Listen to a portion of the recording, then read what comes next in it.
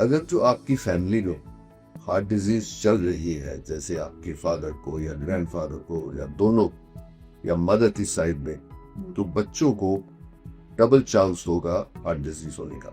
9 साल के बच्चों को भी हार्ट प्रॉब्लम हो सकता है। हार्ट तो 1 घंटे तक भी रिवाइव हो सकता है, बट ब्रेन को अगर जो ऑक्सीजन नहीं मिलेगी 10 मिनट तक, 5 से 10 मिनट तक, तो ब्रेन परमानेंटली डैमेज हो जाता है।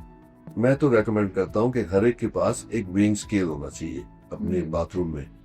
ये कोई नहीं कहता कि समोसा ही मत खाओ जिंदगी में, ये नहीं कहता कि 4 खा जाओ इकट्ठे, या रोज 2 ले लो जी, प्लेट पे आए हैं आप खाते जाओ। सो ये एक चीज अगर जो आप खाते हो, कोई 2-3 दिन में एक कोई फ्राइड चीज ले लेते हो, उसका कोई नुकसान नहीं है। हमारी ये एडवाइस है कि हर ऑयल को हर 6 महीने रोटेट कर लेना चाहिए, क्योंकि हर ऑयल में कुछ खामी है।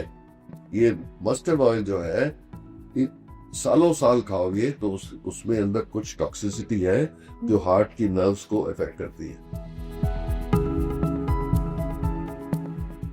नमस्कार, आज मैं आपसे किसी तरह के डेटा की बात नहीं करूंगी। हो सकता है कि आप इस बात से हैरान भी हों कि हमेशा सेहत से जुड़े डेटा और फैक्ट्स को लाने वाली अनीता आज डेटा की बात नहीं करेगी, क्योंकि आज मेरे साथ पूरी की पूरी लाइब्रेरी है। मेरे साथ मौजूद हैं डॉक्टर नरेश सरहान।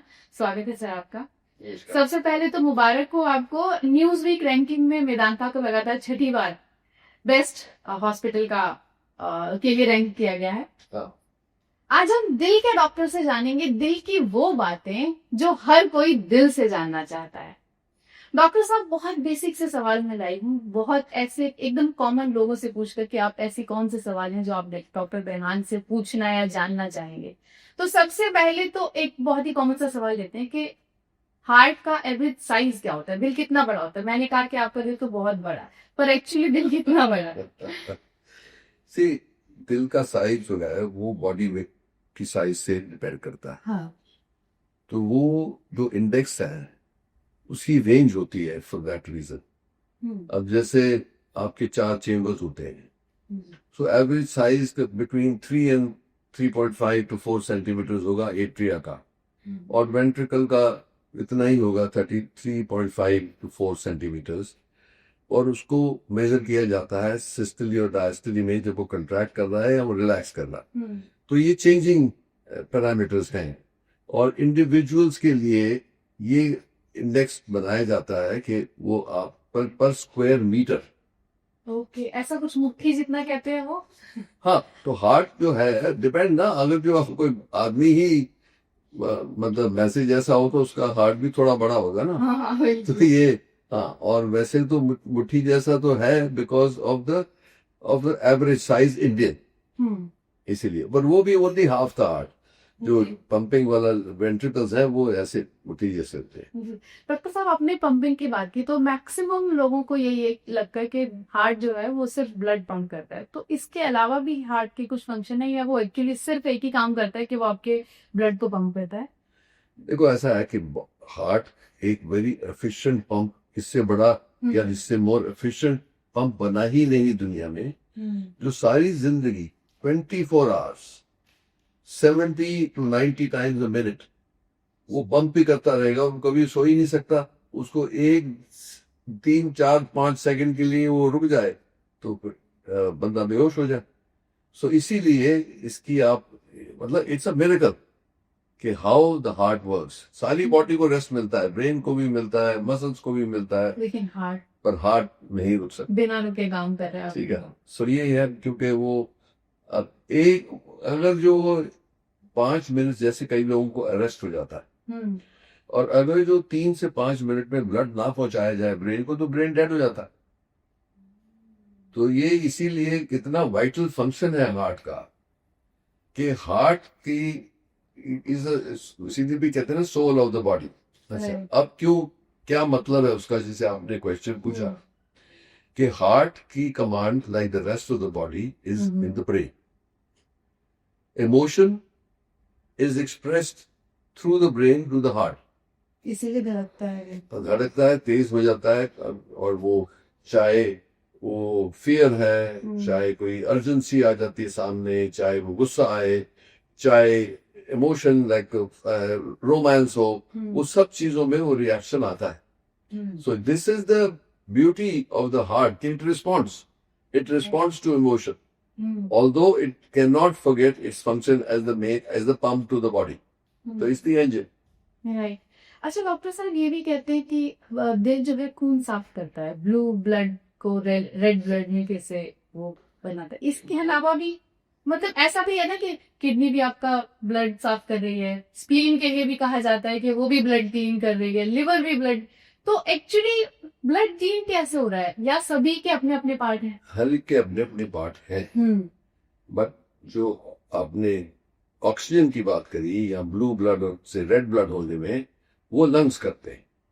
ठीक.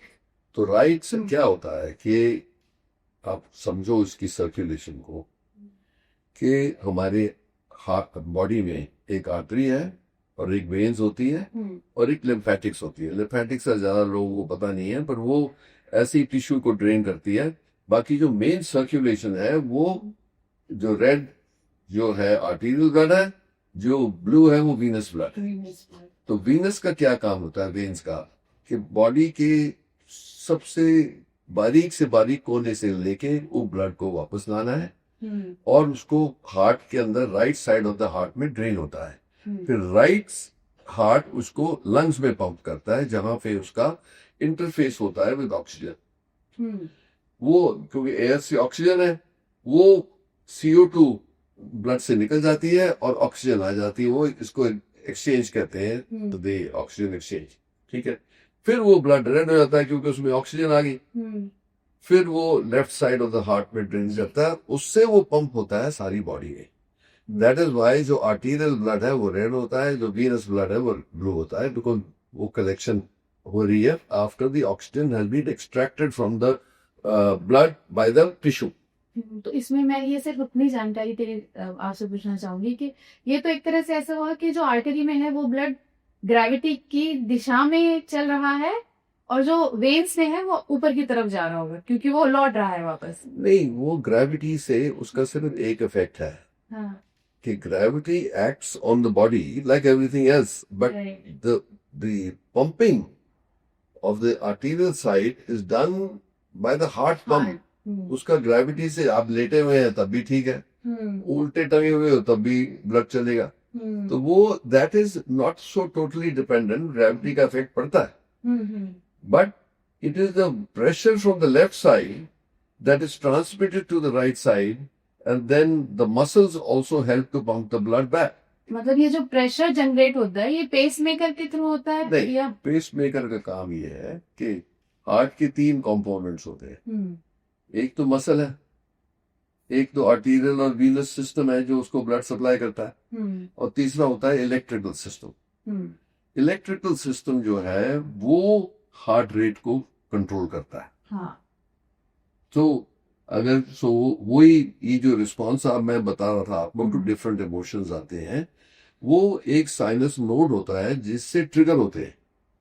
तो the brain controls the sinus node which then transmits the electric current through the whole heart so that it can pump properly. एक सवाल कई बार पूछा गया था कि ऐसा भी है कि मतलब एक होता है ना कि किसको एकदम से डरा दिया तो दिल रुक गया, क्या ऐसा होता है कि इससे आपकी जान भी चली जाए? डर, जैसे अभी आपने क्योंकि इमोशन की बात की इसीलिए मैं सीधा उसी पर आई कि क्या ऐसा पॉसिबल? नहीं, क्या ऐसा होता है कि अंडरलाइंग प्रॉब्लम्स होते हैं हार्ट के अंदर. इलेक्ट्रिकल सिस्टम में भी हो सकता है, और मोस्ट कॉमन होता है कि हार्ट की आर्टरीज में ब्लॉकेज आ गया जिसकी वजह से पूरा ब्लड नहीं मिल रहा. तो आपने हिंदी मूवीज में, अब तो इतना ज्यादा नहीं होता, पुरानी हिंदी मूवीज में यही होता था कि किसी की लड़की नहीं, लड़की भाग गई किसी के साथ और वो बाप को सदमा लगा तो वो मर गया, हार्ट अटैक हो गया उसको. अब इसमें ये लड़की के ऊपर सारा ब्लेम जाता था कि भाई वो भाग गई इसलिए बाप मर गया. ये सच नहीं है. उनको प्री एग्जिस्टिंग ब्लॉकेजेस थे हार्ट के अंदर, जो सदमा तो लगा उसकी वजह से वो प्रेसिपिटेट हो गए. ये नहीं कि वो लड़की ने हार्ट डिजीज दी है, हार्ट डिजीज तो थी ऑलरेडी. उसके ऊपर ये जो इंसिडेंट हुआ है, और जैसे कोई भी होता है, कोई डर के मारे भी जो already pre existing heart disease हो तो कोलैप्स हो सकता है. आप यंग लोग जो हैं आप देख रहे हो जिनकी आर्टरी में ब्लॉकेज होगा वो विगरस एक्टिविटी करते हैं जैसे कि साइकिल रेसिंग कर रहे हैं या मैराथन रन कर रहे हैं या कुछ कोलैप्स हो जाए तो वो प्री एग्जिस्टिंग था। अब पर एक और भी बात बहुत इंपॉर्टेंट है कि आप लोग जैसे मैंने बताया कि 3 पार्ट्स है। एक तो आर्टरीज में ब्लॉकेज आ गया तो डेथ हो सकती है। वो अगर जो मसल में वीकनेस आ गई या कुछ इरेगुलर इरिटेबिलिटी है तो वो भी फिब्रिलेट करके प्रॉब्लम कर सकता है। तीसरा इलेक्ट्रिकल सिस्टम अगर जो फॉल्टी है इसमें शॉर्ट सर्किट हो गया तो वो भी डेथ कॉज कर सकता है। तो इसीलिए ये सब चीजें वैसे जो नर्व सिस्टम और मसल सिस्टम इतने फ्रीक्वेंटली नहीं होता, ये मेनली आर्टीरियल ब्लड सप्लाई में जो ब्लॉकेजेस आते हैं उसकी वजह से ज्यादा होता है। जी डॉक्टर साहब, आपने यंग बच्चों की बात की। इसी साल में कुछ ऐसे भी केसेस हैं बीते साल में जिसमें 17 साल के बच्चों में भी हार्ट अटैक के केसेस देखे गए। उसके पीछे क्या वजह हो सकती है? क्या लाइफस्टाइल कोई बड़ी वजह की कोई? देखो ये मैंने आपको बताया ना कि ये डिस्टिंक्शन जब तक नहीं होगी कि कॉज ऑफ डेथ क्या था, was it electrical, was it irregular heartbeat from the muscle और was it के एक्चुअली ब्लॉकेजेस हैं। पर इसको क्लैरिफाई करने के लिए मैं आपको बताऊं कि मैंने अपनी इस हॉस्पिटल में और पहले जो मेरा हॉस्पिटल में 9 साल के बच्चों को भी हार्ट प्रॉब्लम हो सकता है क्योंकि वो इनबॉर्न होता है, वो इनबॉर्न मेटाबॉलिक डिफेक्ट है, उसको ठीक किया। 11 साल 17 साल तो अभी भी हम करते हैं जो ऑपरेशंस। कई बार बहुत यंग लोग होते हैं जिनको करना पड़ता है। क्यों? उनका ये है कि वो नॉर्मल हार्ट डिजीज नहीं है, उनको ऐसा एबनॉर्मल है, लिपिड्स एबनॉर्मल है कि वो शुरू से ही वो जब ब्लॉकेजेस शुरू हो जाते हैं तो वो उनको भी हार्ट अटैक हो जाता है। सो जब मैं अमेरिका में था एक 17 साल के, इसकी मैं बता रहा हूँ 30 साल से पुरानी बात है, उस टाइम 17 साल का एक लड़का आया फ्रॉम इंदौर, फ्रॉम मध्य प्रदेश। उसको बहुत सीवियर ब्लॉकेजेस आ गए। उसका वहां क्योंकि वो केस स्टडी बन गया है, अमेरिका में देखा ही नहीं गया था कि 17 साल के बच्चे को इतना है। तो उसको मैंने जब पूछा उसको कि डाइट वगैरह में क्या है, तो वो कहता था कि बचपन से मेरी माँ मेरे को इतना घी, प्योर घी पिलाती थी रोज, इसलिए कि बेटा तगड़ा हो गया। ठीक है, तो वो जो चर्बी खाता गया उससे वो डिपॉजिट होते ही उसकी आर्टरी में, उसको मल्टीपल ब्लॉकेजेस आ गए, उसका बाईपास किया, वो ठीक हो गया फॉर्चुनेटली। बट मतलब उसकी प्यार से ही इस बिलीफ में कि इससे बच्चा तगड़ा होगा, वो भी एक कर्स बन गई उस बच्चे के लिए। डॉक्टर साहब, ये आपने बहुत इंपॉर्टेंट बात कही है, क्योंकि अभी भी आप अगर रूरल एरियाज में जाएंगे ना तो सर्दियों में ऐसे लड्डू बनाए जाते हैं जो देसी घी से खूब भरपूर होते हैं। ठीक है, पर उतना तो ठीक है, आप रोज ही इतना घी पियोगे तो प्रॉब्लम तो आएगा, क्योंकि बॉडी उसको मेटाबोलाइज नहीं कर सकती। आप एक लड्डू खाओगे, बेसन का लड्डू खाओगे, कभी दिन में भी एक खा लिया तो वो तो यंग एज में तो बॉडी उसको हैंडल कर लेती है। तो यही मेरा कहने का मतलब है कि at different stages of life 2 बातें आती है, कितना फ्रीक्वेंटली आप क्या करोगे।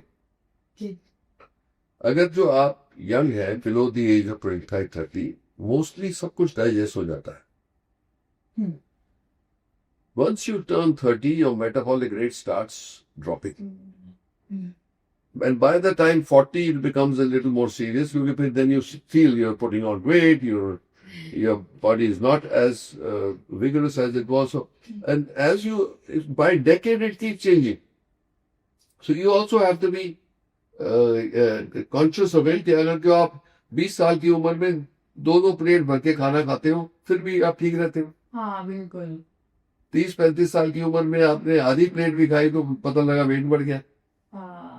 सो ये चीजें हैं जो फिजियोलॉजिकली बॉडी चेंज होती है, उसको अप्रिशिएट करना है। तो डॉक्टर साहब वो कौन से सिम्टम होंगे, क्योंकि आप तो नॉर्मल लाइफ लीड कर रहे हैं और हार्ट एक ऐसा नहीं है कि स्किन पे कुछ आपको पिंपल हो गए तो आपको दिख रहा है कि इन्फेक्शन हुआ है, तो वो सिम्टम फॉर्म से होंगे कि कोई समझ पाए कि हार्ट जो है हेल्दी नहीं है। ये सही बात है कि कई बार पता नहीं लगता, तभी तो इसको साइलेंट किलर बताते हैं।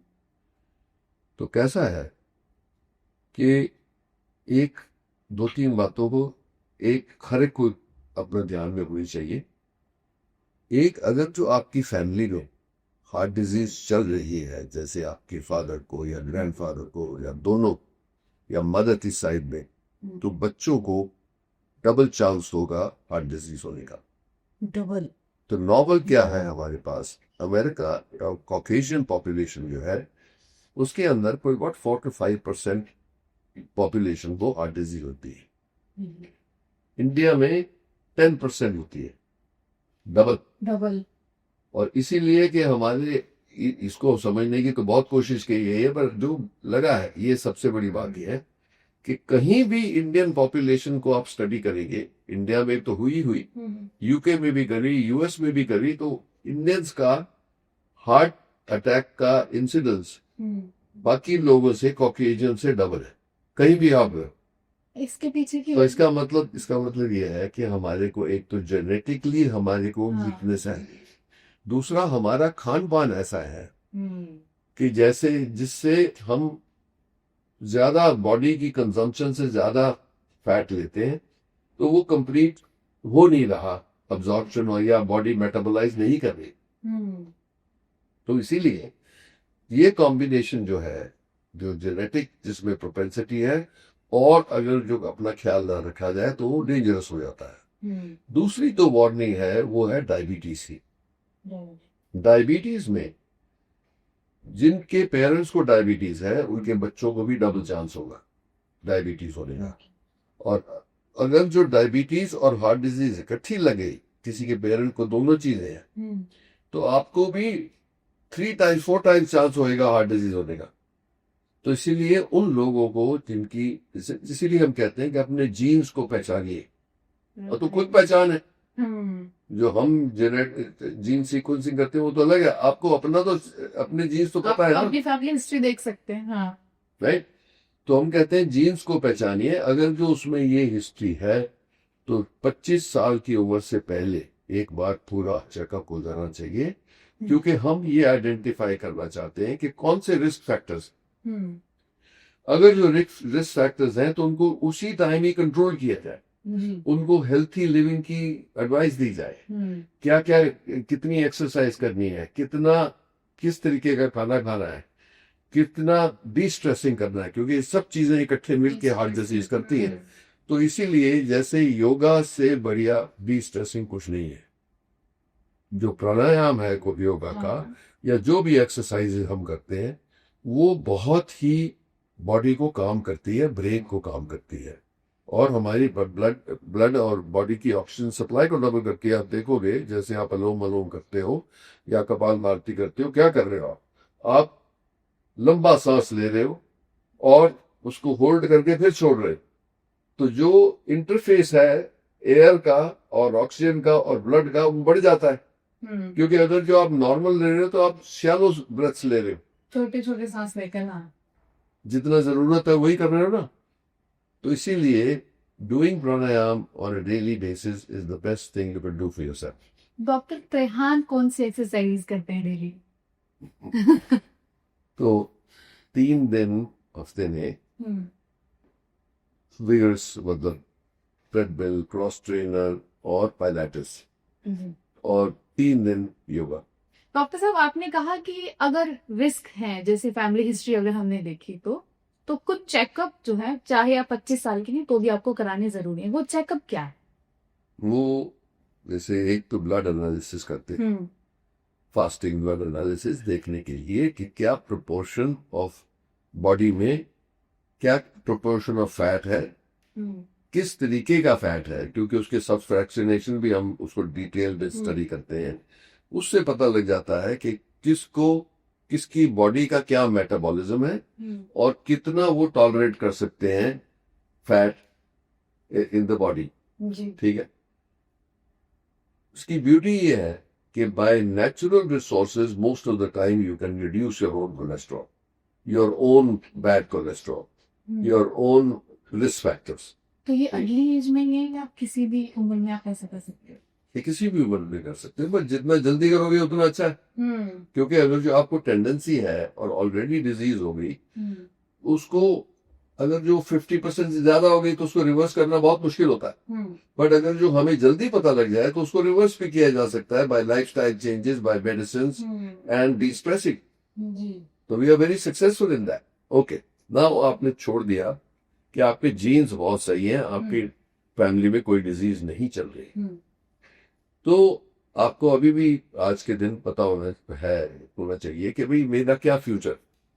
सो बाय द एज ऑफ 30 पूरा चेकअप एक और हो जाना चाहिए। इसमें बहुत सारी चीजें, बिकॉज लोग कराते नहीं है, वो कहते हैं हम तो ठीक थे इसलिए क्यों कराएं। तो हुआ क्या है, आप अगर जो यहाँ बैठोगे मेरे ऑफिस में तो कितने लोग आते हैं जिनको जब सांस फूलने लगता है तब पता लगता है कि मेरे को प्रॉब्लम है हार्ट में, तब गए वो चेकअप के लिए। तो उस चेकअप के लिए तो इसका मतलब ये है कि कुछ करना पड़ेगा, क्योंकि हार्ट के अंदर होल रह गया या वैल्व सुगड़ गया या हार्ट अटैक हो गया, ब्लॉकेज हो गया, तो फिर तो बहुत लेट हो गया ना। इसीलिए हम कहते हैं कि हर एक शख्स का 30 साल की उम्र तक एक स्क्रीनिंग टेस्ट हो जाना चाहिए, जिसमें वो सारे अल्ट्रासाउंड भी कर लेंगे, ब्लड टेस्ट भी कर लेंगे, या आईज ईयर सब कुछ चेक हो जाता है। और वो पैकेज है, वो पैकेज भी कोई 3-4 हजार से शुरू होता है। It is not very expensive, but इसका पर्पस ही यही है कि आप मैस पब्लिक को ये अवेयरनेस मिल जाए कि मेरा हेल्थ क्या है, मेरी हेल्थ का क्या फ्यूचर है।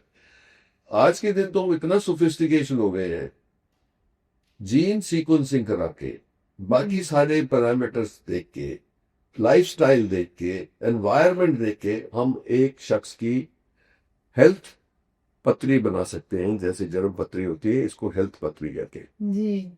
तो बहुत विद लार्ज, क्योंकि जेनेटिक्स में बहुत सारी इंप्रूवमेंट हुई है। अब ये हमें भी पता है कि अगर जो जीन्स हैं किसी के अंदर, तो उसका चांस डबल है, ट्रिपल है हार्ट डिजीज का, तो उसको पहले ही वार्न कर दो। समझ गए? कैंसर की भी कई मार्कर्स आ गए हैं, ये डायबिटीज के भी आ गए हैं। तो इन 2-3 चीजों से तो पहले ही गाइड कर सकते हैं, हम पहले ही गाइड कर सकते हैं ना लोगों को कि आपके लिए ये हेल्थी हो सकता है, कि आपको ये वल्नरेबिलिटी है, इसलिए आप ये चीजें कर सकते हो अपनी लाइफ के लिए। जी डॉक्टर साहब, माइनर हार्ट अटैक के कुछ केसेस मैंने भी सुने, मतलब मैंने तो ऐसा भी हुआ कि कहीं कोई ऑफिस में काम कर रहा है और एकदम से तबीयत खराब हुई, हॉस्पिटल ले जाया गया तो डॉक्टर ने बताया कि माइनर हार्ट अटैक है। अगर किसी को माइनर हार्ट अटैक आया है, पहले तो सिम्टम क्या होंगे, दो लोग साथ में है वो किस तरह से रिएक्ट करें, और वो कितना डेंजरस है? देखो ऐसा है कि एक तो by principle all heart attacks are dangerous, you don't know what the end will be. Minor heart attack से भी हार्ट अगर जो इरेगुलर हो गया और ब्लड पंप नहीं कर रहा तो बंदा कोलैप्स हो जाएगा। और अगर जो विसिनिटी में, जैसे दफ्तर में होता है, और दफ्तर को ट्रेन किया गया है कि किसी को गया वहां पे है जो ट्रेंड है लाइफ सपोर्ट सिस्टम देने के लिए, बेसिक लाइफ सपोर्ट भी कोई दे दे, और हम ट्रेनिंग करते हैं, कॉर्पोरेट्स की भी करते हैं, क्लब्स की भी करते हैं, पब्लिक की भी करते हैं, सो दैट जितने ज्यादा से ज्यादा लोग इस फैसिलिटी को समझते हैं, कि बेसिक ट्रेनिंग होती है 2 घंटे में हो जाती है जी। तो वो अगर जो वो लाइफ सपोर्ट दे उस टाइम जो पर्सन कोलैप्स हो गया है, तो उसकी लाइफ बच सकती है। क्योंकि जब तक हेल्प आए, जब तक प्रोफेशनल एम्बुलेंस पहुंचे या हेल्थ वर्कर पहुंचे, तब तक अगर जो उसको जिंदा रखा जा सकता है तो then you get save the person. अगर जो आसपास में 5 मिनट में कोई नहीं कर सका जी, तो वो ब्रेन डेड होना शुरू हो जाता है, और 10 मिनट तक, 7 to 10 मिनट से तो वैसे ही ब्रेन डेड हो जाता है। उसके बाद अगर जो कोई हेल्प आए तो फिर उसका फायदा भी नहीं होता है इतना। तो डॉक्टर साहब, ब्रेन डेड होने के बाद क्या, मतलब अगर हार्ट तो 1 घंटे तक भी रिवाइव हो सकता है, बट ब्रेन को अगर जो ऑक्सीजन नहीं मिलेगी 10 मिनट तक, 5 से 10 मिनट तक, तो ब्रेन परमानेंटली डैमेज हो जाता है। तो अगर मतलब हार्ट अटैक की शुरुआत 5 मिनट बहुत खतरनाक है, अगर आपने उसमें कोई अच्छा, तो आपने बोला माइनर, माइनर तो वो है जिसको चेस्ट पेन हुई, वो पहुंच गया और कोई ऐसा खतरा नहीं आया और थोड़ा सा डैमेज हुआ हार्ट, तो उसकी तो डायग्नोसिस कर लेते हैं, कार्डियोग्राम में पता लग जाता है, ब्लड टेस्ट होता है ट्रोपोनिन, जिससे पता लग जाता है, और एको से पता लग जाता है कि हार्ट अटैक का साइज क्या है, कितना माइनर है, मेजर है, मीडियम है, क्या है। ठीक है। अब अगर जो किसी को हार्ट अटैक हुआ है तो हमें एंजियोग्राफी करना जरूरी है, देखने के लिए कि ब्लड की रुकावट कहाँ है और क्यों हार्ट अटैक हो। ठीक है ना, क्योंकि अगर जो आप उस टाइम नहीं करोगे, आपको पता ही नहीं क्यों हुआ, तो फिर वो रिपीट ही होता जाएगा। तो इसीलिए इसका पूरा चेकअप हो जाना चाहिए, एंड मोस्ट कॉमनली एंजियोग्राफी करनी होती है। जी, कॉमन रिस्क फैक्टर क्या हो सकते हैं हार्ट अटैक के लिए? सो एक तो मैंने आपको बताया कि जेनेटिक भी है, डायबिटीज भी है, स्ट्रेस भी है, ये सब। और सबसे बड़ी जो चीज हमारे हमारे यहाँ दिल्ली में है या हमारी सिटीज में है, इस pollution. Pollution also damages the body. Smoking का भी कुछ इसमें सो के पार आ रहा हूँ मैं। हाँ, तो tobacco, not only smoking, tobacco in any form, वो क्या करता है, टोबैको जब लेंगे आप, बाय स्मोक करेंगे या चू करेंगे, तो आर्टरीज कंट्रैक्ट हो जाती है, वो स्पैज़म ले जाती है, जिससे अगर जो ऑलरेडी डैमेज हो या डैमेज हो सकता है बार बार कंट्रैक्ट करने का, इसीलिए चेन स्मोकर्स को ज्यादा रिस्क होता है। राइट। तो इसीलिए अगर जो कोई, ये आपने अच्छा क्वेश्चन इसलिए पूछा कि इसका डिस्टिंक्शन बताना चाहता हूं मैं आपको कि च्यूइंग टोबैको में दो खतरे हैं, एक तो हार्ट का खतरा है और दूसरा कैंसर, ओरल कैंसर। स्मोकिंग में लंग्स का कैंसर का, ओरल अगर जो इतना ज्यादा पीते हो, और हार्ट अटैक का खतरा है। तो any form tobacco is bad. क्योंकि मैं आपको बताऊं, मुझे भी नहीं लगता था, आपने च्यूइंग टोबैको का भी बोला ना, तो मुझे लगता था सिर्फ स्मोकिंग ही आपके हार्ट को ज्यादा, क्योंकि वो तो आप चबा रहे हैं तो सीधा जो भी मतलब निकोटीन है, वो इरिटेट करती है। इस कैंसर क्यों होता है, क्योंकि लोकल इरिटेशन होती है, वो लोग रख लेते हैं या खाते हैं वो। So it's a tobacco is carcinogenic. कहीं भी आप लगेगा, लंग्स में जाएगा, थ्रोट में जाएगा, तो आप देखते हैं कि जो, क्योंकि आप उसको सॉलो करते हो, तो कैंसर ऑफ द इसोफेगस, जो फूड पाइप है, वो भी होता है, स्टमक का भी होता है। तो इसलिए मतलब टोबैको इन एनी फॉर्म से आप एस्केप नहीं कर सकते। ठीक है। So then comes the point, alcohol. तो अल्कोहल किसी भी क्वांटिटी में हेल्थी नहीं है, पर कई स्टडीज करी गई, क्योंकि लोग अपने आप को क्योंकि जानना चाहते हैं कि कितना ले फिर रिलैक्स करती है मुझे, या कुछ करते हैं, या आदतन है, क्योंकि ये तो खास करके सोशल लाइफ में बहुत आदत है कि भाई ड्रिंक, सूरज नीचे हुआ तो ग्लास खरीदने लगते हैं। सो ये है। बट ऑल्सो ये स्टडी करी गई, बहुत बार करी गई है, कि अगर जो दो छोटी ड्रिंक्स, मतलब आज तो उन्होंने छोटी को भी रिड्यूस कर दिया, बड़ी को 45 सीसी कर दिया, पहले बड़ी 60 होती थी। इसका मतलब if you can drink less than 45 chassis of alcohol a day, वो स्टडीज जो हुई है उसके अंदर कोई इतना डेंजरस नहीं माना गया। But not every day, no more than 3-4 times a week, ये पहले की रिकमेंडेशन थी। अच्छा, अब तो जो लेटेस्ट वार्निंग आई है फ्रॉम यूएस सर्जन जनरल कि alcohol in any form is bad. तो ये बात है।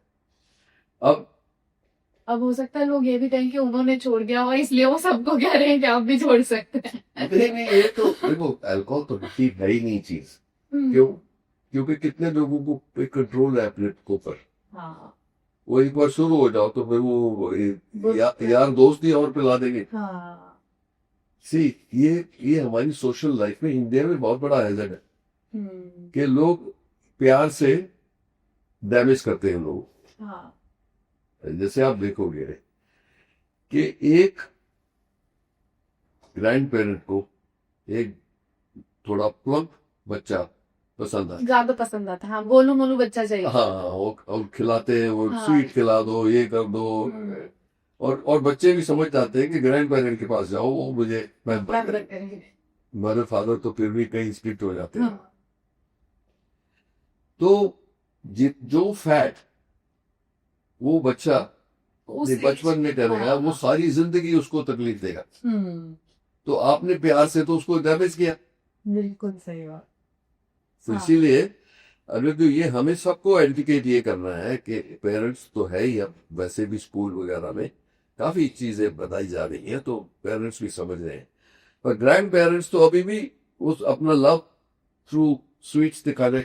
हाँ, डॉक्टर साहब, मुझे किसी सीनियर डॉक्टर ने कहा था कि बचपन को समझाना आसान है, बचपन को समझाना इम्पॉसिबल है।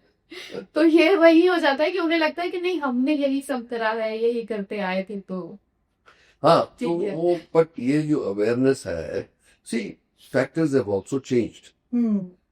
नेचुरल लाइफस्टाइल वाज पहले कि हमारे बुजुर्ग सुबह उठ के 4 बजे उठ के वॉक के लिए जाते थे। ठीक है। और वो घर नहीं आते थे घंटा, 1.5 घंटा, 2-2 घंटे वो करते थे। Air was clean, it was early in the morning. अब आके वो और बाकी सारा दिन चलना फिरना, कुछ काम करना, ये करना, वो सब खत्म हो गया। इतनी फैसिलिटीज भी नहीं थी, टेक्नोलॉजी नहीं थी। नहीं, और वही तो कह रहा हूँ, उनका हेल्थी था। नहीं, हाँ, हाँ, नहीं इतनी पोल्यूशन नहीं थी, इतनी ये जो फूड की क्वालिटी जो हमारी है वो यूरिया से भरी हुई है। ठीक है ना। तो ये प्रॉब्लम जो है, ये लाइफस्टाइल चेंज के अपने अपने कॉन्सिक्वेंसेस होते हैं। तो इसीलिए वो उनकी लाइफ ही और थी। अब जो लाइफ अर्बनाइज होने लगी, कम से कम एक्सरसाइज करने की जरूरत पड़ती है, बैठे रहते हैं लोग, आईटी ने और बर्बादी कर दी। हाँ, तो और लोग भी इतने जितना आप नहीं करोगे उतने लेथी होते जाओगे। तो ये couch potato is a very very valid description. TV आ गया, ओटीटी आ गया, चलो जी वो मूवी हॉल तक जाने की तकलीफ। हाँ, बिल्कुल, वही घर में आपने थिएटर बनाया। और वही, सो यही मैं कह रहा हूँ कि ये but we need to change ourselves in relationship to our environment. मतलब हमें कोप करना है, हमें आपको जितना डिजीज फ्री रख सकते हैं रखना है, उसको जो हमारे ऑलरेडी स्ट्रेसेस हैं उसके ऊपर और ऐड नहीं करना है। नहीं कर, ठीक, खुद को डी स्ट्रेस करना। नहीं, देखो ऐसा है, जैसे मैं बोल रहा था, सबसे बड़ा डिजीज जो बहुत कॉमन होती जा रही है दुनिया में इज ओबेसिटी। ओबेसिटी में हार्ट डिजीज होती है, डायबिटीज भी होगी, हार्ट डिजीज भी होगी, कैंसर भी होगा, जॉइंट्स भी जाएंगे भी आपके। हाँ, ठीक है। तो इसीलिए हमें मैं चार्ट से समझाता हूँ लोगों को कि देखो, एक लाइफ चेंजेस बाय डेकेड। ठीक है, आपको अपनी लाइफ के एज के साथ अपनी बॉडी को नहीं चेंज होने देना है। बिल्कुल। क्या हुआ है, अब तो 50 साल के भैया, अब क्या है, तो इतना की जरूरत नहीं है। See, you should be always within 10% of your ideal body weight। वो उनके तो चार्ट बड़े, कोई भी बता देगा आपको, चार्ट्स भी हैं, हाइट और वेट। हाँ, ठीक है ना। तो दैट इज वाई इसमें पता लग जाएगा आपको कि मेरे को इस अपना स्टेयर ये करना है। और मैं तो रेकमेंड करता हूँ कि हर एक के पास एक वेइंग स्केल होना चाहिए अपने बाथरूम में। Same time of the day या डेली देख लो, आपको पता लग जाएगा कि कल क्या पाप किए हैं, कितना खाना खा लिया, तो आज थोड़ा बहुत खा देंगे जी, राइट। और दूसरा सबसे बड़ा डेंजर जो है लोगों को, वो है कि मसल मैस कम होता जाता है। जितना कम गिनोगे उतना मसल वीक होता जाएगा। जितना वीक मसल होगा उतना ही आपकी इम्यूनिटी खत्म होगी, उतने ही आपका पोस्चर खराब होगा, उतने ही आपके जॉइंट्स जाएंगे, क्योंकि मसल सपोर्ट ही नहीं है। सो ये एक विशेष साइकिल। हाँ, लिगामेंट्स आपके लूज होते चले जाएंगे। सो ऑस्टियोपोरोसिस जैसे अगर जो एक्सरसाइज करते हैं उनको नहीं होता, और बहुत कम होता है। जो एक्सरसाइज ही नहीं करेंगे, बैठे ही रहेंगे, अपना चौड़े होते ही जाएंगे, तो there that is a recipe of disaster as we say. Doctor साहब आपने कहा डेकेड्स में चेंजेस होते हैं, तो क्या मान लीजिए अगर मैं 40 साल की हूँ, मैं अब ये पिछले 4 डेकेड्स को देखूं, 4 को तो खैर नहीं दे सकती, 2 को देखूं, तो क्या मैं खुद को एनालाइज कर सकती हूँ कि ये चेंजेस आए हैं और मैं ठीक जा रही हूँ या नहीं, मुझे ये चेंजेस करने चाहिए? क्या आप अपने आप को, जैसे आपने अभी पत्री की बात की थी, हेल्थ पत्री की, अपने आप तो आप स्टेयर कर सकते हो अपने आप को हेल्थी लाइफ. कुछ सिम्टम आपको दिखे कुछ इस तरह? तो उसकी तो रेसिपी बहुत आसान है. पहले मैंने आपको बताया कि आप अपना वेट जो है with in 10% of your ideal body weight पे रखो रेंज पे, तो वो हार्मफुल नहीं होगा. वो करने के लिए आपको, क्योंकि कार्डियोवैस्कुलर एक्सरसाइज नहीं हो रही आजकल नॉर्मली, कई लोग जाते हैं वॉक के लिए, पर पोल्यूशन इतनी है कि जाना भी आजकल मुश्किल है. That you need to exercise indoor even और outdoor whenever you can, at least for 30 to 40 minutes a day. Brisk walk ही हो जाए तो वो भी आपका कार्डियोवैस्कुलर सिस्टम ठीक रखेगा. वो आपकी कैलोरीज भी कंज्यूम करेगा, so that you are able to digest और consume the calories that you put into your body. तीसरा चीज ये है कि you need to mentally destress yourself. This is today, stress is everywhere. आप कहीं भी जाओ, आप घर पे जाओ, घर के प्रॉब्लम है, बाहर जाओ दफ्तर के प्रॉब्लम है, और नॉइज पोल्यूशन भी है क्या? कुछ अगर प्रॉब्लम नहीं है तो लोगों के लिए वो भी एक प्रॉब्लम है. So that's what I am saying कि you have to really steer yourself a little bit with intelligence. ठीक है ना? सो इसीलिए अब जैसे आप 40 इयर्स की बात कर रहे हो, तो then you also know that there are, along with age, there are hormonal changes, especially in women where the estrogen level, when menopause occurs. The only recipe for menopause is exercise. If you are exercising enough, you'll feel the least change. मेरा अगला सवाल आपसे यही था कि महिलाओं में heart attack के चांसेस पुरुषों से कम कहे जाते हैं, एटलीस्ट बिफोर मेनोपॉज कहते हैं, उसके बाद तो दोनों बराबर रिस्क पे होते हैं, फिर आहिस्ते आहिस्ते हो जाते हैं. बट आजकल हम देख रहे हैं लेडीज में इतनी ज्यादा ब्लॉकेजेस निकल रही हैं कि उसका चेंज हो रहा है वो पैरामीटर, जो पुराने पैरामीटर्स थे. एक तो आई थिंक दिस फैक्टर्स जो मैंने बताया ना, पोल्यूशन, स्मोकिंग भी कुछ यंगर लोगों में, लेडीज में ज्यादा हो गई है, कंजम्पशन ऑफ जंक फूड, ये भी अनहेल्थी है, एनवायरनमेंट तो है ही अनहेल्थी, फिजिकल एक्टिविटी नहीं हो रही, तो ये वो भी कैचअप कर रही है. अब वो पहले होता था कि for every 9 men only 1 woman would get a heart attack. My suspicion, अभी इसका डेटा निकला नहीं है, कि वो डबल ट्रिपल हो गया. क्योंकि जो मैं अपने दफ्तर में ही देखता हूँ, कितनी महिलाएं आती हैं जिनको बाईपास की जरूरत है.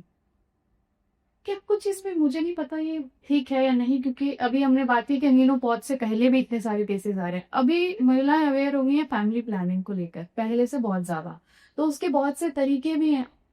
और अगर ये कहा जा रहा है कि बिफोर मेनोपॉज आपके हार्मोन्स ऐसे होते हैं जो कि हार्ट अटैक के रिस्क को कम करते हैं, तो जो हार्मोनल मेडिसिन या आप जो भी मेथड यूज कर रहे हैं, कहीं ऐसा तो नहीं कि उनका कुछ असर इस पर हो रहा? देखो, ऐसा है कि आप जिसको HRT कहते हैं, वो रिप्लेसमेंट थेरेपी होती है, हार्मोनल रिप्लेसमेंट थेरेपी तो HRT कहते हैं, जो बहुत दुनिया में पॉपुलराइज करी गई थी कि आपके सिम्टम्स जो है मेनोपॉज के, उनको मिटिगेट किया जा सकता है, क्योंकि आप ये दवाइयां उसको रिप्लेस करेंगे. और उसके अपने कॉन्सिक्वेंसेस निकले. उसके कॉन्सिक्वेंसेस ये निकले कि लोगों में कैंसर के सस्पिशन बढ़ना शुरू हो गया, उसका ये ओबेसिटी, ये कई साइड इफेक्ट्स हुए उसके, जिससे वो डिसरिप्यूट में आ गया. तो what we are saying is के natural ways are much better, but natural way में आपको पर्सनल एफर्ट करनी पड़ेगी, क्योंकि अल्टीमेटली वो घूम फिर के मसल मैस और एक्सरसाइज पे आ जाती है. तो जो ये होते हैं क्रैम्प्स आते हैं लेडीज को, ये सब they can be 100% eliminated also, but to a large degree mitigated by exercise and healthy living and de-stressing yourself. So mantra तो वही आ जाता है कि नाप तोल के खाना खाओ, हाँ एक्सरसाइज करो और योगा करो डी स्ट्रेसिंग के लिए। ये 3 चीजें अगर जो आप रेगुलरली कर सकते हो अपनी लाइफ में, वो सबसे पहला है। अच्छा, वो ये मैं आपको बताऊं बात कि ये भी नहीं होना चाहिए कि लाइफ हर एक को यही बोलो अगर जो आप कि भाई सूफी हो जाए सारी दुनिया, हाँ तो ये भी संभव नहीं है। अभी आप देखोगे कि हमने 30 साल 40 साल से लोग यही कहते आ रहे हैं कोलेस्ट्रॉल उसका और ये उतना लीवी से। इससे क्या हुआ कि लोग कुछ 4-5% लोग दुनिया में इस एडवाइस को फॉलो करते हैं, बाकी सब अपनी लाइफ जीते हैं। बट हम ये कहते हैं कि live life in moderation, right सब कुछ मॉडरेशन में करो आप, तो you that is the best chance you have. Of course your genetics makes a lot of difference, your genes help a lot, but you can do things for yourself which will make you live longer and healthier and long. more important, healthier longer, not longer but healthier Healthier longer. longer. Right, right. Doctor साहब आपने खाने की बात की कि diet बहुत अच्छी होनी चाहिए।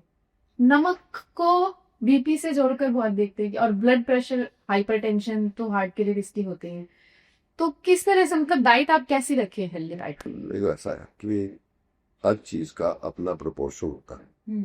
Salt is necessary for the body because sodium is a very important metabolic participant, ठीक है। Fat is necessary for the body. अगर आप ये बोलो, क्योंकि fat is the only thing which is a carrier of to the which crosses the blood brain barrier. So you have to, so all the nutrition is carried by fat, but excess fat is bad. तभी तो वो कह रहे हैं कि proportion में हर चीज अच्छी है, ठीक है। ये कोई नहीं कहता कि समोसा ही मत खाओ जिंदगी में, ये नहीं कहता कि 4 खा जाओ इकट्ठे, या रोज 2 ले लो जी, प्लेट पे आए हैं आप खाते जाओ। सो ये एक चीज अगर जो आप खाते हो, कोई 2-3 दिन में एक कोई फ्राइड चीज ले लेते हो, उसका कोई नुकसान नहीं है। उसका नुकसान तभी है अगर जो आप और कुछ हिलडुल नहीं रहे, आपकी कोई एक्सरसाइज नहीं है, वेट बढ़ता जा रहा है, दैट्स द एनिमी। जी डॉक्टर साहब, उम्र के हिसाब से कुछ ब्लड प्रेशर की भी रेंज होती है कि? हाँ, टेंडेंसी तो होती है। कल आपको एक बहुत मैं आंकड़ा बताऊं कि हमने 10,000 एग्जेक्टिव्स का जो चेकअप हुआ था, उसमें से 26% को हाई ब्लड प्रेशर निकला, जो को पता ही नहीं था। तो blood pressure is very rampant और उसके कारण कई हैं। एक तो pollution of course is a big contributor, but access sodium जो बोल रहे हैं आपके, सोडियम ये नहीं है कि सोडियम आप सारा चीज जो जंक फूड है उसमें सोडियम इतना ज्यादा है कि वो खाते रहोगे तो जरूर बढ़ेगा pressure. So 1 to 2 grams of sodium is required, salt is required. Okay. Now the question basically is, everything आप प्रोटीन, फैट, कार्बोहाइड्रेट को इन प्रोपोर्शन खाओगे, ठीक है। So carbohydrate gives you energy, fat is the carrier and protein is the builder. हाँ बिल्कुल सही है, ठीक है ना। तो कहीं भी कोई एक्सेस होगा तो उसमें आपको प्रॉब्लम आ जाएगा। तो ये प्रोपोर्शन तो रखना ही, और हर एक बंदे को अपना रखना है। और आपका मेन मेजरमेंट क्या है? आपका वेट, मसल, फैट। ठीक। एक बार अगर आप ये बता पाएं कि रेंज क्या होती है बीपी की एज के हिसाब से, कि अगर आप 16 से 17 में या 18 साल के तो ये नॉर्मल रेंज होती है? सो एक तो मेन एंड वुमेन की अलग होती है। अब ये भी चेंजिंग होती है, क्योंकि जैसे लोग स्टडीज आती हैं वैसे पैरामीटर्स चेंज होते हैं। तो आज के दिन में if you can keep your blood pressure between 130 and 80-85, and it can go up maximum to 35-40, then you're okay. But आपको ये भी पता होना चाहिए कि it changes a lot by stress. So blood pressure जो मॉनिटर होता है, अगर जो आप सिर्फ बैठ के अपना 5 मिनट रिलैक्स करके कहीं डॉक्टर के दफ्तर में लगाओगे, तो may be you don't detect it enough because you may be reactive blood pressure, और वो भी अच्छा नहीं होता, क्योंकि जो जैसे गुस्सा आता है या चिल्ला रहे हो तो इतना ऊपर चले जाए कि you can do damage to your arteries, burst हो सकती है, ब्रेन में स्ट्रोक हो सकता है। ये भी इसलिए you have to be careful about yourself. So ladies में 110 is a reasonable, 110 to 70 is a reasonable, 170 ठीक है, 110 to 70, but it can go up to 20 30, ठीक है, but as you age the arteries become stiffer। Okay पर ये फिर आप पे डिपेंड करता है कि आपने कितना, क्या एज है, कितना एक्सरसाइज किया, कितना वर्सेटिलिटी हुई, कितनी हेल्थ, कार्डियक हेल्थ हुई, कितनी वैस्कुलर हेल्थ हुई, उसके हिसाब से बढ़ेगा। तो वो बट बाय द टाइम 70-75 में बहुत लोगों का, अप टू मेबी 30 to 40% लोगों का ब्लड प्रेशर बढ़ जाता है। So I think that this is one very important silent killer also, क्योंकि ब्लड प्रेशर क्या करता है, सारी बॉडी में चल रहा है जी, आर्टरी स्टिफ हो जाएगी, किडनी फंक्शन डिटीरिएट हो जाएगा, ब्रेन फंक्शन डिटीरिएट हो जाएगा, वैस्कुलर सिस्टम में डैमेजेस होने शुरू हुए तो फिर उसमें चर्बी डिपॉजिट हो जाएगी, जिसको हम एथेरोस्क्लेरोसिस कहते हैं। हार्ट को भी ये प्रॉब्लम, क्योंकि हार्ट के ऊपर डबल स्ट्रेन पड़ रहा है, तो इसीलिए ब्लड प्रेशर, हेमरेज के चांसेस भी इसमें वही ब्रेन में आर्टरी बढ़ जाए तो गया। So then what you are saying is you need to keep your cardiovascular system healthy। Vascular system में ब्लड प्रेशर आ जाता है। You have to be careful about your kidney function, जिसमें अगर जो हाइपरटेंशन है या डायबिटीज है तो kidneys become vulnerable for deterioration in the functioning of the kidney। फिर रीनल फेलियर हो जाए तो फिर डायलिसिस, किडनी ट्रांसप्लांट कराओ, या वो बहुत ही बुरी मतलब आउटकम होता है कि क्योंकि बहुत हफ्ते में 3 बार डायलिसिस के लिए जाओ 4 घंटे at a time, it's quite a serious thing to happen to somebody's body। So the more you can prevent yourself, the better it is। Only regular checkups will tell you that। So invest in your health with a regular checkup, then you can get the guidance कि what is good or bad for you। जी doctor साहब, कुछ लोगों को जो कि hypertension के या हाई बीपी के मरीज होते हैं, उनको बीपी की दवाइयां भी दी जाती हैं। हाँ जी, क्या वो लाइफ टाइम लेनी होती है? देखो, कई बार तो आप अपनी डाइट, अपनी एक्सरसाइज, अपनी योगा, डिस्ट्रेसिंग वगैरह से काफी हद तक उसको कंट्रोल कर सकते हैं। अगर जो टेम्परेरीली दवाइयां देनी पड़े और अपना लाइफस्टाइल इम्प्रूव करके कंट्रोल कर लोगे तो लाइफ लॉन्ग नहीं देनी पड़ेगी कि पहले आपने कितना मेंटेन करा हुआ, ये भी इसमें और वो भी नहीं, और बाद में क्या करोगे। हाँ। दवाइयों के बाद भी आप नहीं कंट्रोल करोगे तो वही जरूरत तो पड़ेगी सारी जिंदगी।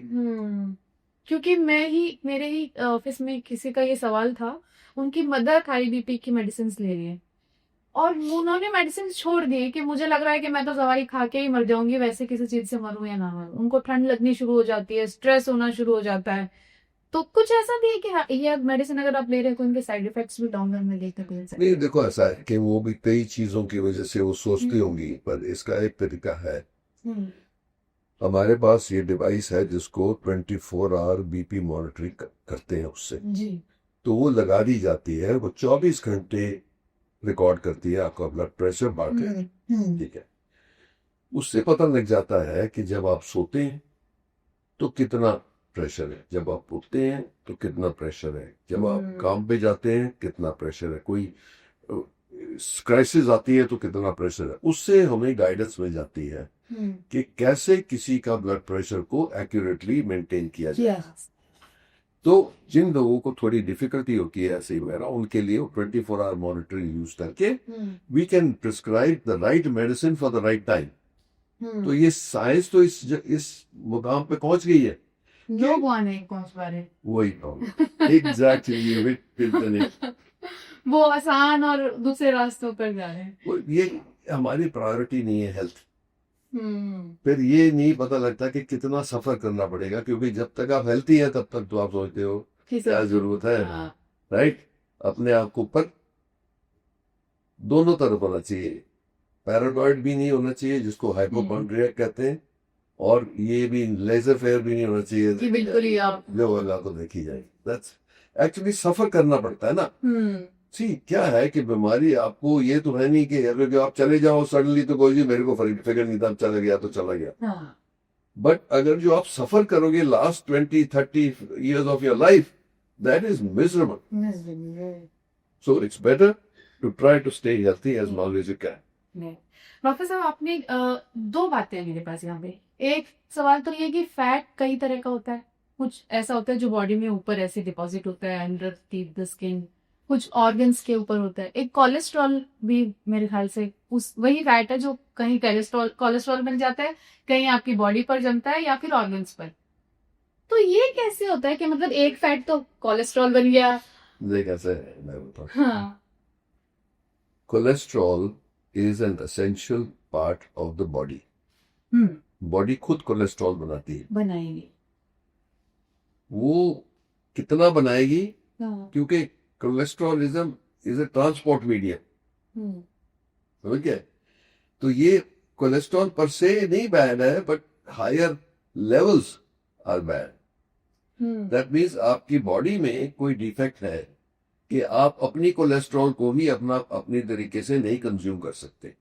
और एक्सटर्नल फैट का कितना उस पर इफेक्ट है वो भी वेरी करेगा फ्रॉम। पहले तो हम सब कुछ बाहर की फैट को ब्लेम करते थे। हाँ, अब पता लगा है कि जैसे कि ये इतना इन्फ्लुएंस नहीं, हमारी बॉडी की एबिलिटी टू हैंडल कोलेस्ट्रॉल पे डिपेंड करता है।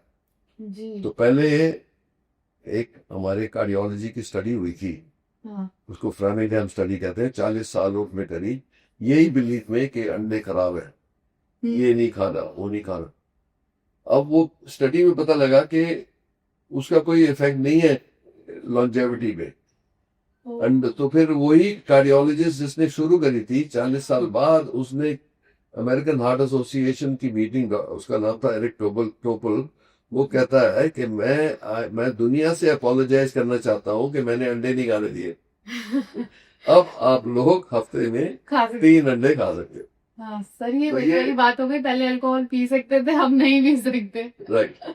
सो ये चीजें हैं जो चेंज होती है थोड़ी बहुत, बट ओवरऑल ठीक बात है। सो मैं ये कह रहा हूँ कि कोलेस्ट्रॉल ठीक लेवल्स में, बहुत एक्सट्रीम होती है तो बात अलग है, बाकी ठीक लेवल्स में आपकी अपनी बॉडी बनाती है, अपने आप ही उसको वो कंज्यूम करती है। तो ये गुड और बैड कोलेस्ट्रॉल वाला हाँ, उसके फ्रैक्शंस हैं। हाँ, और ये देखो ऐसा है कि बहुत सारी जो चीजें हैं वो उनको उनके ओरिजिन को समझना है। अब जैसे फैट जो है, जैसे बटर जो है, सफेद बटर हाँ। Is better than yellow Yeah. Butter क्योंकि वो प्रोसेस्ड है। फिर जो घी है, जैसे ऑलिव ऑयल कहते हैं, जरूरी है बॉडी के लिए ऑयल भी, पर जो हाइड्रोजनेटेड ऑयल है जिसको वनस्पति कहते हैं, वो बहुत खराब है क्योंकि वो उसमें जो है वो आर्टरी क्लॉगिंग। और हम डालडा खा के बड़े हुए हैं। हाँ सही बात। हम तो डालडा खा के बड़े हैं, तो वो हाँ। तो रहेंगे। तो यही बात है, इसीलिए मैं कह रहा हूँ कि ये चेंजिंग सिनारियो होता है। और ये हमें पता है कि liquid fat is better than solid fat. ठीक है, क्योंकि मोनोसैचुरेटेड लिक्विड और जो सॉलिड हो जाता है वो पॉलीसैचुरेटेड हो जाता है। So that is supposed to be worse when because it deposits more. So it's good to stay away. और ये ऑब्जर्वेशनल होती है। अब आप देखोगे कि मेडिटेरेनियन डाइट जो खाते हैं, हाँ, उनको सबसे कम हार्ट अटैक होते हैं। तो हमने सोचा कि वो ऑलिव ऑयल में बनता है तो इसलिए दैट्स द बेस्ट। अब दैट्स व्हाट इट इज कि वो all liquid oils were found कि चलो ये ठीक है, पर हाँ। लोग पूछते भी हैं कि क्या ऑयल लेना चाहिए। कौन सा तेल हाँ, खाना चाहिए? एक एक्चुअली जो ये है सनफ्लावर ऑयल है, राइस ऑयल है, मस्टर्ड ऑयल है, ये ऑलिव ऑयल है। ऑलिव ऑयल का ये है कि असली ऑलिव ऑयल महंगा होता है, क्रूड फॉर्म में जो है वो आप कहना चाह रही थी कि वो वर्जिन कहते हैं ना, हाँ। Virgin oil. और वो बहुत एक्सपेंसिव होता है क्योंकि वो इंडिया में ज़्यादा होता नहीं है, तो वो एक्सपेंसिव होता है, तो वो वैसे ही आप मतलब बर्डन बढ़ा देता है। पर हमारी ये एडवाइस है कि हर ऑयल को हर 6 महीने रोटेट कर लेना चाहिए, क्योंकि हर ऑयल में कुछ खामी है, कोई पॉइजनस मटेरियल है उसके अंदर, प्रोसेसिंग नहीं है ऐसा है। इसका ये ऑब्जर्वेशन कहाँ से है? कश्मीर और बंगाल में सबसे ज्यादा electrical system of the heart affect होता है, उनको पेस मेकर का सबसे ज्यादा रिक्वायरमेंट कश्मीर और बंगाल में है। ऐसा क्यों? क्योंकि दोनों में मस्टर्ड ऑयल बहुत यूज होता है। तो ये ऑब्जर्वेशनल स्टडी है कि ये मस्टर्ड ऑयल जो है सालों साल खाओगे तो उसमें अंदर कुछ टॉक्सिसिटी है जो हार्ट की नर्व्स को अफेक्ट करती है। अब इसका डायरेक्ट रिलेशनशिप नहीं है, बट ये ऑब्जर्वेशन ये चीजें हैं। जैसे आप अगर जो रोटेट करते हो ऑयल को, तो हर चीज में अगर जो कुछ ऐसी चीज है जो टॉक्सिक हो सकती है तो वो फिर डिसकंटिन्यू हो जाएगी इससे भी। So, इसीलिए रोटेशनल ऑयल इज बेटर। हाँ, तो अगर आप 4 ऑयल भी ले रहे हैं तो भी जो पहला का वो 2 साल बाद रिपीट होगा, अगर आप ऐसे भी चले तो। सही बात, that's it। जी, आपने शुरुआत में कहा था जब हम बात कर रहे थे कि कोलेस्ट्रॉल को नेचुरली तरीकों से भी कम किया जा सकता है, कि आपका इंटेक क्या है और आपकी कंजम्पशन क्या है। हम्म, बात घूम फिर के वो एक्सरसाइज किया जाती है। हाँ, if you are using less to your metabolism, see सारी बात तो मेटाबॉलिज्म पे आ जाती है। जैसे मैंने आपको बोला कि 20-30 साल में तो जो मर्जी खाओ वो डाइजेस्ट हो जाता था। जैसे ही आपकी एज बढ़ती गई वो आपका मेटाबॉलिक रेट लोअर होता जाता है, ये नेचुरल है। हाँ, तो you need to eat less accordingly. So as you get, you will see that people who are the healthiest when they are very old are the ones who eat less, proportionally less. तो हम कहते हैं कि तब तक खाओ जब तक भूख मिट जाए, उतने तक मत खाओ कि पेट भर जाए। तो क्योंकि आप मजा आ गया, हाँ, वो नहीं मजा नहीं लेना खाने में। वो आपको हानिकारक रहेगा। जी, डॉक्टर साहब आपने एक अभी जब मैंने आज डॉक्टर त्रेहान की लाइव ओपीडी देखी है तो उसमें आप किसी को समझा रहे थे एंजियोप्लास्टी, बाईपास, ओपन हार्ट और स्टेंट डालने वाला एक ओपन हार्ट सर्जरी भी होती है। इन सब में क्या फर्क है, किसको कब कहाँ किसकी जरूरत होती है? नहीं, वैसा है कि अगर जो ब्लॉकेजेस हार्ट की आर्टरीज में आ गए, जो 50% से कम है, 60% पे हम टेस्ट कर लेते हैं, 50% से कम है तो हम सोचते हैं कि अभी हमारे पास मौका है इसको रिवर्स कर देगा। तो लाइफस्टाइल चेंज, जिसमें हम एक्सरसाइज, स्ट्रेस रिडक्शन, मेडिसिन दे के ये कोशिश करते हैं कि वो रिवर्स हो जाए, बढ़े नहीं। जब ये ब्लॉकेजेस 70-75% को क्रॉस कर जाते हैं ब्लॉकेज का ल्यूमर, तब क्या है कि जब आपके हार्ट की डिमांड बढ़ती है, क्योंकि जैसे आप कुछ कर रहे हो, जल्दी कर रहे हो या बाहर खा के चल रहे हो, तो वो ब्लड जो है पूरा निकल नहीं सकेगा क्योंकि उसमें ब्लॉकेज आ गया। अब दूसरा पॉइंट ये है कि कितने ब्लॉकेजेस हैं और कितने मल्टीपल सेम आर्टरी में है। तो अगर जो ये ब्लॉकेजेस 1-2 होते हैं क्रिटिकल, नॉट वेरी डिफ्यूज, तो स्टेंट के लायक वो बेस्ट रिजल्ट करेगा। कि स्टेंट हो गया, उसकी लाइफ जो है वो एक्सपेक्टेड रहेगी कि लंबी। अगर जो ये मल्टीपल ब्लॉकेजेस आ गए, खास करके सेम आर्टरी में, और डिफ्यूज डिजीज हो गई, तो उसके लिए बाईपास इज बेटर। क्योंकि स्टेंट्स के बंद होने के चांस, एक तो लगना नहीं चाहिए क्योंकि वो रिस्की हो जाता है, और दूसरा उसके बंद होने के चांस बहुत बढ़ जाते हैं। वो मतलब उसमें भी ब्लॉकेज हो सकते हैं। हाँ। ओके। तो जितना लंबा स्टेंट होगा, जितना आर्टरी की बिगिनिंग में होगा, उतना ही उसका चांस है बंद होने का। तो इसीलिए जो रिस्पॉन्सिबल लोग हैं वो स्टेंट वही लगाएंगे जहां उचित हो। ठीक है। दूसरी बात ये होती है कि क्योंकि दूसरा तरीका बाईपास है, उससे लोगों को सर्जरी से के नाम सुन के दहशत होगी। तो इसका ऐसा है कि अगर जो और ये भी टेक्नोलॉजी चेंज होती रहती है। जो हम 10 साल 15 साल पहले कर रहे थे वो आज नहीं कर रहे, क्योंकि जो नॉर्मल बाईपास सर्जरी होती है आज से थे, उसका जो इंसिजन लगाते हैं वो उतना बड़ा नहीं होता, उसका 2/3 रह गया है। दूसरा हार्ट लंग मशीन नहीं यूज करते, जिसकी वजह से ये बॉडी के ऊपर स्ट्रेस जो है आधे से भी कम हो गया। तो रिकवरी डबल फास्ट हो गई और पेन नहीं होती है। तो इसलिए वो दहशत जो है वो मतलब आज के रेफरेंस में इररिलेवेंट है जो पहले होती। दूसरी बात यह है कि आजकल हम जिसको मिनिमल इन्वेसिव कहते हैं, अप्रोप्रिएट केसेस में छोटे छोटे इंसिजन से ही बाईपास कर देते हैं, जिससे फिर उनको बिल्कुल भी तकलीफ नहीं होती, और रोबोटिक भी शुरू कर दिया है।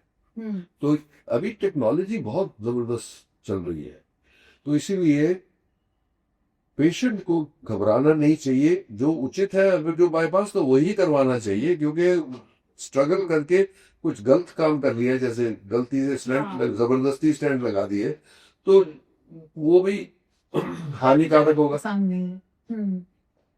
क्योंकि दो बातें हैं, एक तो हार्ट डैमेज होता जाएगा, जितना वीक हार्ट होगा उतना ही आपकी लाइफ को रिस्क बढ़ता जाएगा, हार्ट फेलियर के चांसेस भी बढ़ते वही हैं। एग्जैक्टली। तो इसीलिए एक तो मेरे को एक वार्निंग जरूर देनी है पब्लिक को कि जिनको डायबिटीज है उनको अपना हार्ट का एको और ट्रेडमिल टेस्ट रेगुलरली कराना चाहिए। क्यों?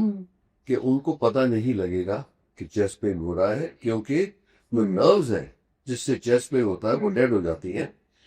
तो इसीलिए उनको पता ही नहीं लगेगा, तब पता लगेगा जब सांस फूलने लगेगा। हार्ट इतना डैमेज हो गया कि उसकी पंपिंग 65 से 25% पे आ गई। कब पता चलेगा? कब पता? तो इसलिए मैं तो रोज देखता हूँ, इसीलिए मैं वार्न करना चाहता हूँ कि अपना, और हमें डॉक्टरों को भी लेक्चर यही देता हूँ, डायबिटोलॉजिस्ट जो है, कि भैया उनका रेगुलर चेकअप कराते रहो जिसको डायबिटीज है, क्योंकि उनको हार्ट डिजीज और हार्ट फेलियर का सबसे ज्यादा चांस उनको है। डॉक्टर साहब, एक कहते हैं कि घुटनों की सर्जरी अगर आप कराते हैं और दोनों की साथ करा लेते हैं तो उससे आपके हार्ट पे असर पड़ता है, क्योंकि आपने डीप सर्जरी, 2 बड़ी सर्जरी एक साथ कराई है, री पे प्रेशर तो देखा नहीं है यार, ऐसा नहीं है। अच्छा, नॉर्मल ईसीजी कितना? अगर जो वो ये है कि जैसे आप बोल रहे डबल दी है, सिंगल दी है, कोई भी सर्जरी है, तो दिन अगर जो प्री एग्जिस्टिंग हार्ट डिजीज है तो उसका, इसलिए आज के दिन कहते हैं पीएसी, प्री एनेस्थेटिक चेकअप, उसके अंदर ये भी देख लेते हैं प्री एग्जिस्टिंग हार्ट डिजीज है कि नहीं। पर मैं आपको बताऊं, ये मिथ अगर है, ये बात सही नहीं है और ये मिथ है, तो ये बहुत ज्यादा फैला हुआ है। नी सर्जरी जब भी कराने की बात होती है ना, और अगर दोनों कराने किसी को, तो वो सबसे पहले अपना दिल ही पकड़ के बैठते हैं कि नहीं, तो फिर दिल चेक तो करना चाहिए। क्यों? हाँ। क्योंकि जॉइंट यूजुअली ओल्डर एज में होंगे, और ओल्डर एज में इसीलिए वो होना चाहिए, पीएससी तो जरूर होनी चाहिए बिफोर सर्जरी।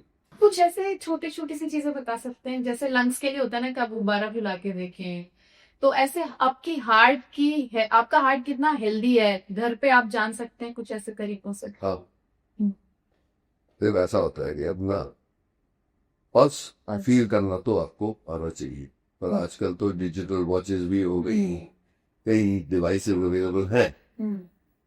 तो उसके बाद आप, ये पुराने जमाने में ऐसे ही टेस्ट किया करते थे, जिसको मास्टर्स टेस्ट कहते थे, क्योंकि ट्रेडमिल अवेलेबल नहीं था उसका। तो उसमें क्या करते थे कि एक स्टूल लेके उसके ऊपर 20 टाइम्स ऊपर नीचे गाओगे आप, उसके बाद अपनी पल्स मेजर करोगे, पता लग जाएगा कि कितनी ऊपर गई, और फिर उसको हर 15 सेकंड करोगे, क्योंकि उसको वापस आना should be quick. Okay. If your heart is good, if your conditioning is good, हाँ, then it will come down quite fast. हम्म, जैसे ही आप बंद करोगे वो आहिस्ते आहिस्ते आना शुरू हो जाएगी. हाँ, जिनकी कंडीशनिंग ठीक नहीं है वो बहुत देर लगाएगी, 3-4 मिनट लग जाते हैं वापस आने. वो ज्यादा रहेंगे. तो उसका एक और सिंपल तरीका है, स्टूल के ऊपर ना भी करने क्योंकि नी जॉइंट मुझे तकलीफ करनी. You should do squats. Okay. एक आपने पता नहीं वीडियो देखा नहीं दिखाई है, बेहतर है या सही है ये पता नहीं है. वो कहते हैं कि अगर जो आप अपना ब्रेन स्ट्रेच रखना चाहो तो अपने दोनों कान पकड़ो ऐसे हाँ, और 20 स्क्वाट्स करो. हाँ, ठीक है. तो वो उससे करने से पहले भी पल्स दे के 20 स्क्वाट्स करोगे तो पता लग जाएगा कि क्या हुआ जो हाँ. मैंने आपको बताया. तो वैसे आप पता कर सकते हैं. हाँ. ईसीजी कब करवाना चाहिए? एक तो रेगुलर होना चाहिए आपका. हम्म. सी पहले क्या है कि फ्रॉम मैंने आपको बोला कि 25 पे जिनकी जेनेटिक हिस्ट्री है उनको पहला चेकअप होना चाहिए. अगर तो सब कुछ ठीक है तो नेक्स्ट मंथ 5 साल भी हो सकता है. 5 साल यानी कि 30. हाँ. जो 30 पे जिनको मैं कह रहा हूँ सबका हो जाना चाहिए तब तक गए थे 30, उनको भी 5 साल तो आराम है. फिर उसके बाद 35 ईयर्स के जब देखेंगे उसके हिसाब से फिर आप बनाएंगे डिपेंडिंग ऑन क्या चेंज आया है. So we can as a doctor you can prescribe कि आपका 2 साल बाद होना चाहिए.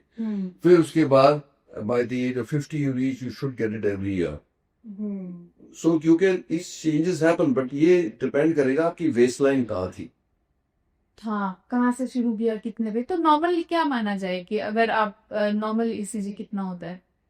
कितना ही आपको मतलब कुछ ऐसा होता है कि इतना ईसीजी आ रहा है या रेंज ये है, मुझे ईसीजी का ज्यादा पता नहीं है तो आप ये कहिए कि ठीक है ये नॉर्मल है. लेकिन ईसीजी का सिंपल तरीका है, उसके लीड्स होती है. हर एक लीड की अपनी इम्प्रिंट होती है. हाँ. अगर जो वो एबनॉर्मल है तो हमें पता लग जाता है कि ये एबनॉर्मल है. सो लिम्ब लीड्स होती है, चेस्ट लीड्स होती हैं और 6 से 8 चेस्ट लीड्स रहते हैं. उसके कॉम्बिनेशन में देख लेते हैं. That's how you need to be trained cardiologist to be able to read cardiogram properly. ठीक है. But cardiogram will only tell you whether heart damage has occurred or not. Okay. What, in other words, it tells you history of your heart. It doesn't tell you the future of the heart. जब आप stress test करेंगे तो 70-75% chance है कि वो आपको बता सकता है कि आपको तकलीफ है, पर उसमें भी बहुत मिस हो जाते हैं. उसके बाद जो टेस्ट किया जाता है जो उससे सुपीरियर है वो है स्ट्रेस एको. एको करके फिर स्ट्रेस कराते हैं, फिर उसको फिर देखते हैं अगर जो वॉल मोशन में कुछ चेंज आया है तो उसकी एक्यूरेसी कोई 85% तक हो जाती है. ठीक है. उससे सुपीरियर टेस्ट है थैलियम स्ट्रेस टेस्ट, जिसमें ट्रेडमिल कराते हैं. हमें ट्रेडमिल तो हो ही रहा है. ट्रेडमिल करा के उसमें वो एको करते हैं, इसमें हम न्यूक्लियर डाई देते हैं जिससे पता लग जाता है कहाँ ब्लड गया कहाँ नहीं गया. तो वो उससे सुपीरियर टेस्ट है. अल्टीमेटली गोल्ड स्टैंडर्ड एंजियोग्राफी है. अब एंजियोग्राफी 2 तरीके की आ गई. स्क्रीनिंग के लिए सीटी एंजियो है जो उसमें बॉडी में तार वार नहीं डालनी पड़ती, इसमें डाई देके 5 मिनट में फोटो आ जाती है. अगर तो उसमें कुछ निकलता है, क्योंकि स्क्रीनिंग की बात कर रहा हूँ, जिनको चेस्ट पेन है या जिनका एबनॉर्मल थैलियम स्कैन है उनको तो सीधा ही एंजियोग्राफी करानी चाहिए, क्योंकि क्यों डबल डायलिसिस है, क्यों पैसे वेस्ट किए जाए. बट स्क्रीनिंग के लिए जिनका 100% क्लियर नहीं है कि उनको हार्ट डिजीज है कि नहीं, वो CT angio is a good device. उससे पता लग जाएगा कि कोई क्रिटिकल ब्लॉकेजेस है कि नहीं. अगर जो नहीं है तो फिर उसको 5 साल बाद रिपीट करते हैं. जो है तो उसके हिसाब से फिर उनको प्रिस्क्रिप्शन देना जाए.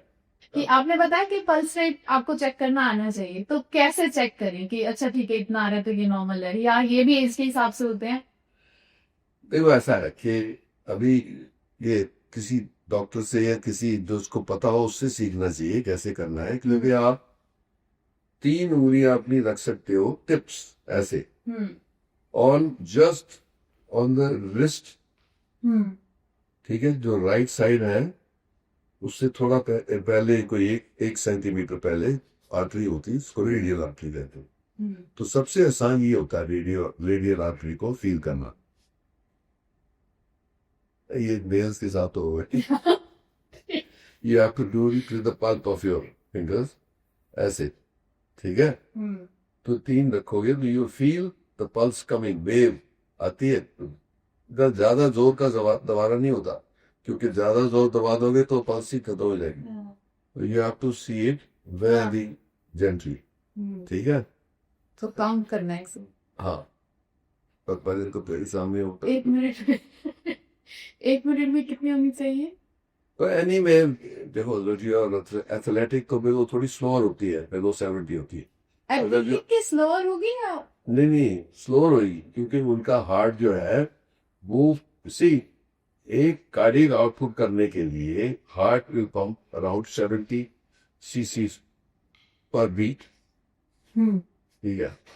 जो एथलीट्स होते हैं उनकी कैपेसिटी बढ़ जाती है, तो to achieve the same output amount of blood वो उसको कम रेट से करते हैं. तो इसीलिए लोग जो पहाड़ों में रहते हैं, जो एथलेटिक है, उनका हार्ट रेट थोड़ा जनरली लो रहता है नेचुरली. ठीक है? एक आखिरी सवाल के साथ इसे खत्म करते हैं. आपने पहाड़ों की बात की, 4 धाम यात्रा भी शुरू हो गई है. वहां पे आपको पता ही होगा बहुत खबरें आती हैं हार्ट अटैक से जुड़ी हुई, तो उन लोगों को आप क्या टिप्स या सलाह देना चाहिए? अगर जो आपने ये ऐसी यात्रा करनी है तो बेस्ट तरीका है कि एक बार अपना चेकअप करा की जाए, क्योंकि ठंड भी होती है. फिजिकल एक्टिविटी जो आप नॉर्मली यूज टू नहीं है वो है. थर्ड, हिडन डिजीज जो होगी वो पता लग जाएगी. ठीक है? सो इसीलिए you must have a full checkup, जिसमें ब्लड टेस्ट भी हो जाना चाहिए. पता लग जाएगा कि क्या होना. वो वैसे भी ऑक्सीजन Safety कम के लिए. होगा उधर. यस. शुक्रिया. ओके. तो ये थे मेरे साथ डॉक्टर नरेश त्रेहान, जिन्होंने आपके सबसे या यूं कहूं कि तकरीबन हर सवाल का ही जवाब दिया. ऐसे ही और वीडियोस लेकर मैं अनीता शर्मा जल्दी आपसे फिर मिलूंगी. तब तक अपना ख्याल रखें, सेहतमंद रहें, हंसते मुस्कुराते रहें, और जैसा कि डॉक्टर त्रेहान ने कहा, डी स्ट्रेस रहें.